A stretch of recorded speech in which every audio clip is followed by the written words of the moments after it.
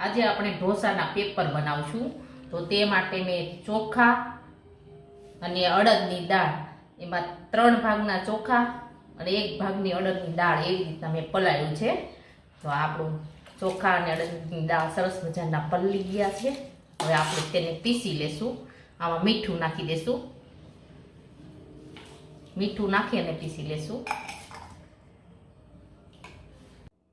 હવે આપણું ખીરું છે એ સરસ મજાનું તૈયાર થઈ ગયું છે.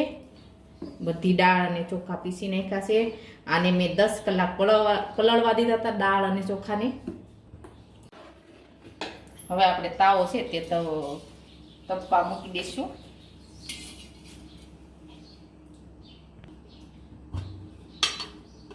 આપણે પેપર બનાવવા માટે આપણે પાણી અને તેલ જોશે.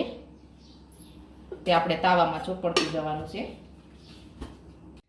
હવે આપણો તાવો છે એ એકદમ સરસ ગરમ થઈ ગયો છે. હવે આપણે તેલ અને પાણી ચોપડી દઈશું. આ રીતના લગાવી દેવાનું છે. હવે આપણે તે ખીરું તૈયાર છે કર્યું છે તે આપણે એમાં નાખીશું. આ રીતે પાથરી દેવાનું છે તમારે.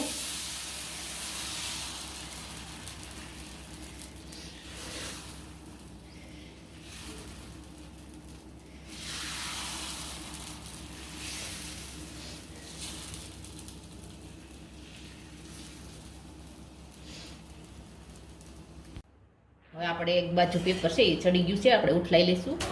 એકદમ સરસ ચડ્યું છે.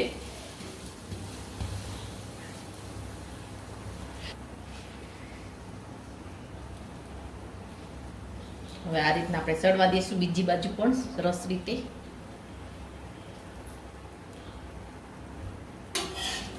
એકદમ સરસ બીજી બાજુ પણ ચડી ગયું છે.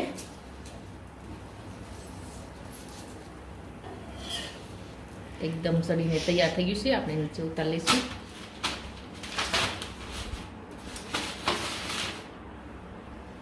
આવી રીતના બધા પેપર છે આપણે કરી લઈશું તૈયાર.